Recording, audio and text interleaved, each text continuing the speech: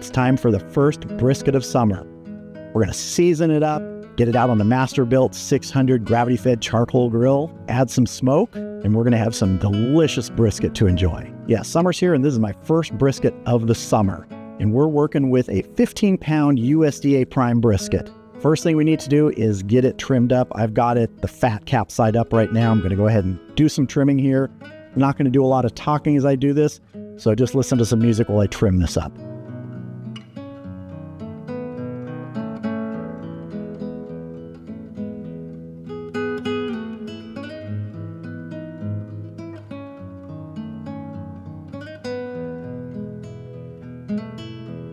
All right, that is good enough for me. I'm not a professional brisket trimmer. I'm a backyard barbecue guy, and I could go a lot more on this, but I would probably mangle it. So to me, this is just fine for you're in your backyard, you're throwing it on the smoker or the grill, and you're going to enjoy it. So let's get it seasoned up. Now, the rub we're going to be using today is beef honey chipotle from Baby Jake's Barbecue. Got a good amount of surface moisture here. I don't need any binder. If you want to use a binder, go ahead. Our fat side first. And I operate on the principle of I'd rather leave too much fat than take too much off. You can always cut it off after it's cooked. But if you cut off too much before, you risk losing some moisture here when it's cooking.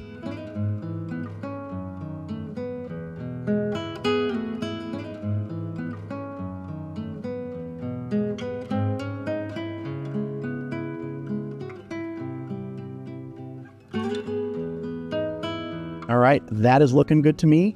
This is going to go in the refrigerator overnight, and tomorrow morning, early, I will see you out at the grill.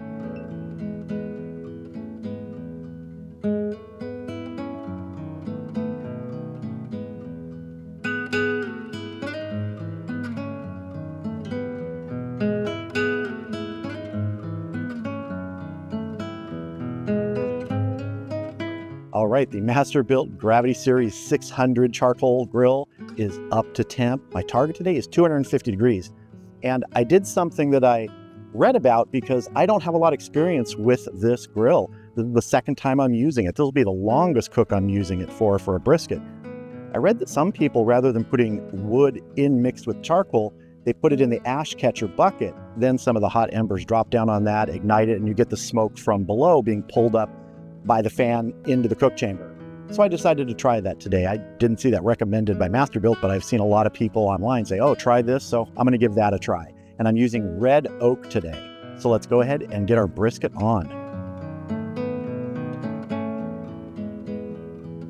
I like to go fat side down. That's just a personal preference.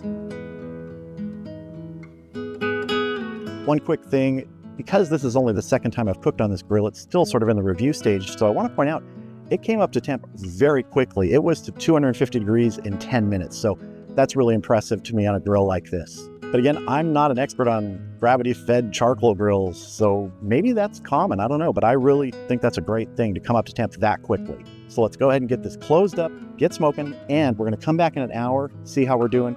We'll probably spritz at that point. And as usual, I kind of almost always just use plain water unless there's a special reason not to. So let's get this closed up. See you back here in a little bit. All right, we are at the 1 hour mark. Let's go ahead and check our brisket. Temp's been holding really steady. What I'm gonna say, it's a gravity smoker with a digital control and a fan. That's one thing I like about this. It's convenience. I know not everybody likes that in a cooker, but I think they do serve a purpose. And especially when they work as well as this one's been working so far. So let's open it up and take a look at our brisket and probably give it a spritz. That is really smelling good. But I can definitely see that it needs a spritz.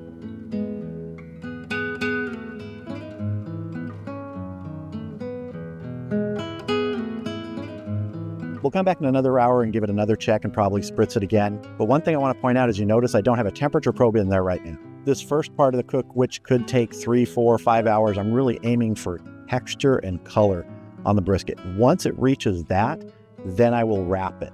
And that's when I'll put a temperature probe in so we can see when we get to our ultimate finish temperature that I want is somewhere around 203 degrees.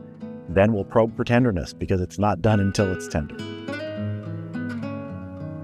So I'll see you back here in about an hour. We are at the 2 hour mark. It is really starting to smell good here. Let's check our brisket, definitely give it a spritz, see how it's coming along. Liking the look of that. Definitely needs a spritz, but we're starting to see that color develop in here. So let's give it that spritz. And we'll close that up and we'll come back at the 3-hour mark, give it another check and probably another spritz. All right, we are at the 3-hour mark. Time to check our brisket, probably spritz it. I'm 99% sure it's not going to be ready to wrap at this point. I usually find it's at least 4 hours when I'm doing it this way. So let's take a look. Well, that color is definitely coming along, and it is time for another spritz.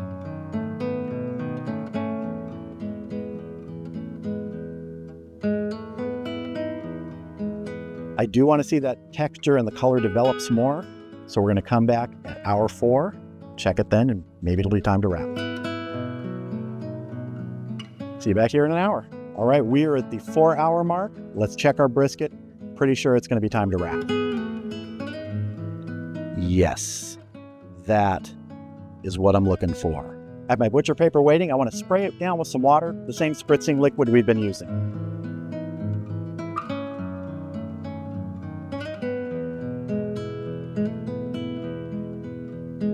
And I want to keep the same orientation when we finish. I want the meat side up.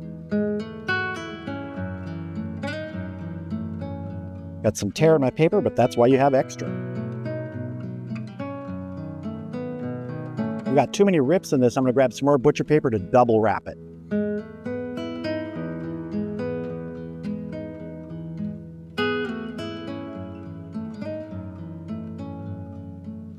A lot of times I get people say, everything always goes perfect when you do it. Not every time. Let's get this back on the grill and get a temp probe in it.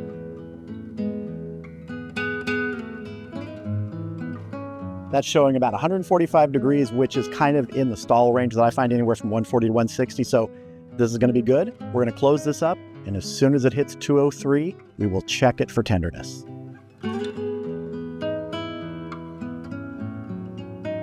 See you back here in 4 or 5 or 6 hours, however long it takes.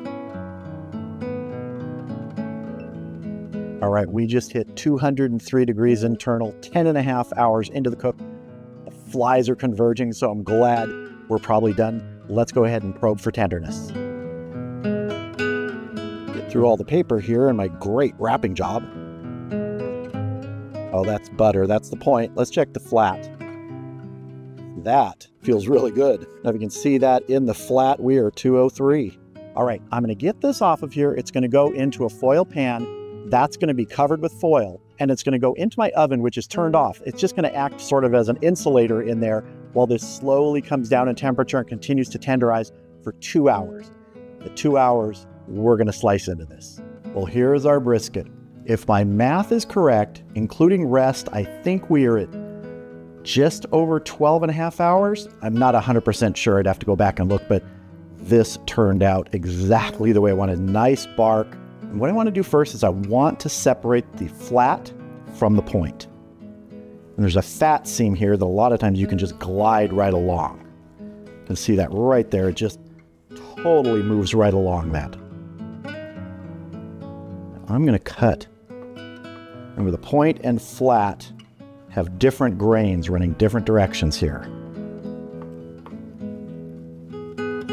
So if we cut the point like that, the flat we're going to cut across the grain right here. You can actually kind of see the grain of the flat running on the surface. And this is still very hot.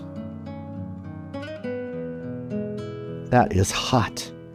Nice smoke ring, nice juice. This is exactly what I was aiming for, giving it that time with the temperature to get to tenderness. I'm going to go ahead and cut some of this up, and we are going to build a brisket sandwich. So I have the bottom of my brioche bun here, and I'm going to put a little bit of arugula on the bottom for a base, and this has been tossed with a little bit of balsamic vinegar. We're not doing a lot of stuff to this, just a few things to enhance the enjoyment of this brisket sandwich. Next up, we're going to pile some of our brisket. I got a nice piece of the point here, and we're going to layer a bunch of our flat on here too.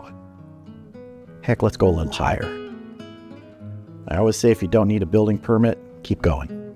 Then we're gonna top this off with a nice pickle. No sauce this time. I like sauce sometimes, but right here, I just want this.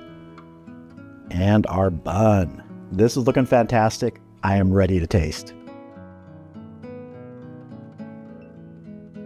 Transferred my brisket sandwich to a plate here to try and minimize some of the mess that's gonna happen here. I'm gonna have to unhinge my jaw to get a bite on this, but I'm ready for it. When you spend 12 hours cooking something, you want it to turn out the way you want it to turn out. This turned out beyond the way I want it to turn out. It is fantastic.